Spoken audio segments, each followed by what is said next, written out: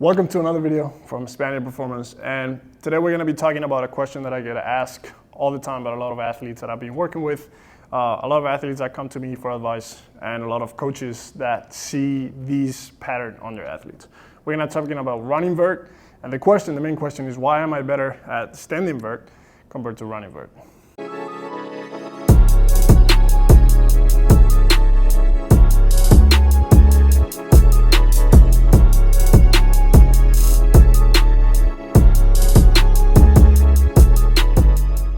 So the main thing that we need to understand, and running vert and standing vertical jump, they're going to be two different things. They're going to share a lot of the things that any jumping action is going to have. But we need to understand that both of them are going to be critical, but one of them is just a portion of jumping. The other one is a completion portion of jumping. It's a complete jump itself on any sport in action. So when we're talking about standing vert, we got I drawn out direction and I draw force. Direction is the direction we're trying to follow. We're trying to jump vertically. We're trying to get as high as we can. Force is the force that is imposed on our body. In this case, it's going to be gravity. So in any running vert, in any standing vert, it's going to be a pretty simple sketch, right? We're trying to get up. We're trying to overcome forces that are pushing us down. That is gravity. When we go into the running vert, it's going to change drastically. So if we think about, again, the standing vert, we got to think that it's a very simple action, and it's an action that will probably benefit from a lot of things.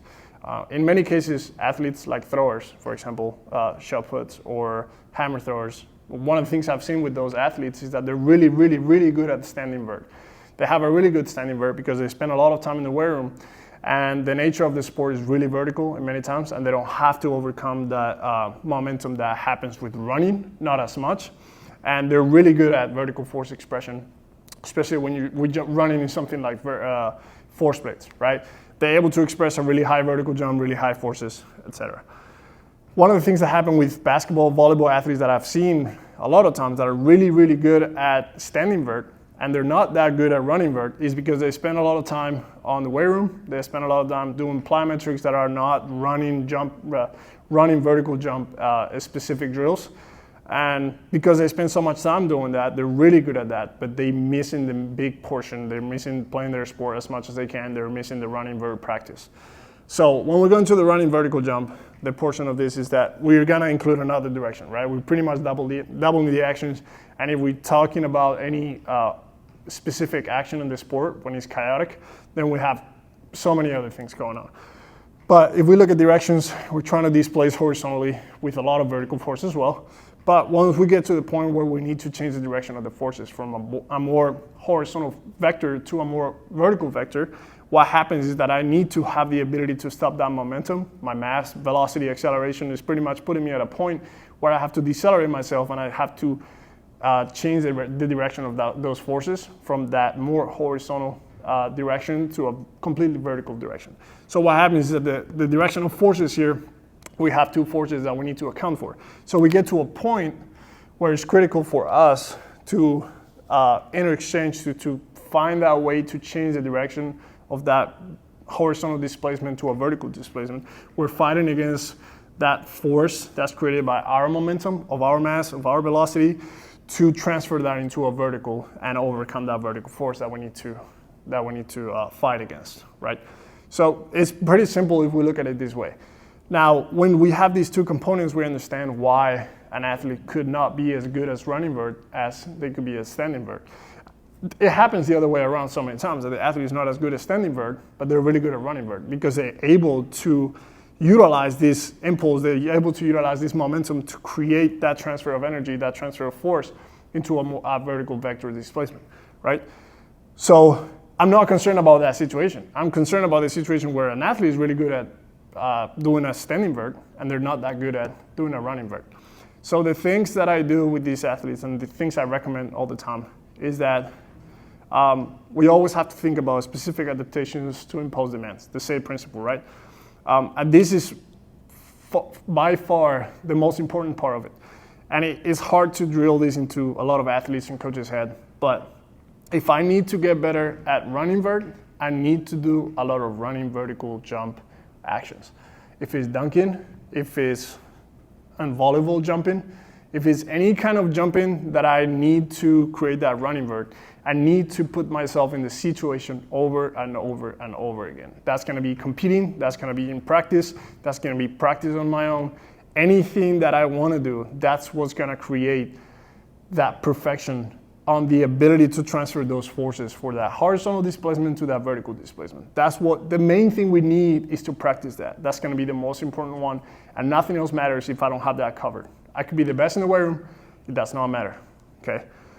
And the second thing, which is pretty much gonna tie these two together, is, I just call it force capacity, but it's just pretty much all the weight room work, all the sprinting work, right? If I sprint more, if I'm able to improve my sprinting times, improve my ability to sprint, I'm just gonna be able to carry over more force when we're doing this approach jump, right? Not only that if I get to the point where I increase the amount of force that I can produce, I'm gonna increase my ability to decelerate when I practice those running verts. So when I put those two together, I'm able to create that impulse, that momentum. That is, if I build a skill and I build the force production capacities, I'm gonna be able to overcome that force and change that displacement from more horizontal to more vertical.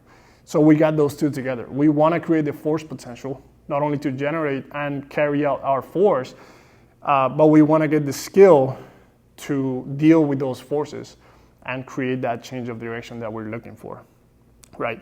And again, for a lot of athletes, a lot of the times there's a lot of athletes, especially in Europe, that don't have the practice hours, the capacity to practice all those hours of running vertical jump in their sport, right? So my main recommendation there is that when we're doing any type of strength training, performance training, is that all that strength work that we're doing, that we're pairing up with plyometrics, instead of using just classic plyometrics that we usually do, like it could be Maasai jumps, it could be pogo jumps in place, we start implementing some plyometrics that are gonna have a little bit of both worlds, right? So we're talking about maybe some long distance hurdle hops. We're talking about some any kind of bounding, double leg bounding, single leg bounding, more vertical, more horizontal bounding, multiple direction bounding. We're gonna go side to side, or even approach jumping in within our training. If that's one of the things that we wanna superset with, if we're doing any kind of contrast, instead of doing any kind of plyometric, we're gonna do running vert. Running vert over the hurdle, running vert touch backboard, running vert to dunk. Anything we want to do, that's just gonna create the buildup of that say principle, right? We're gonna be able to practice that more often. And that's the thing. We need both things. The first one is to practice the skill that you need to get better at, which is gonna be running vertical jump, whatever skill, as specific as you can be on the practice of that skill. And the second thing is to build the force capacity to do that, to carry out, to generate that force, and also to decelerate yourself, which is pretty much the same systems that are gonna create that same force, right? So that's the thing. Those are the two key components for a better running vert. And again, just do it as much as you can and create the force capacity that you can create in the weight room, sprinting, and all the performance work that you can do. Thank you for being here again. I invite every one of you to comment, debate, any suggestions for videos, everything. I'm open for that, and I would love to hear some feedback, and I will see you again in the next video.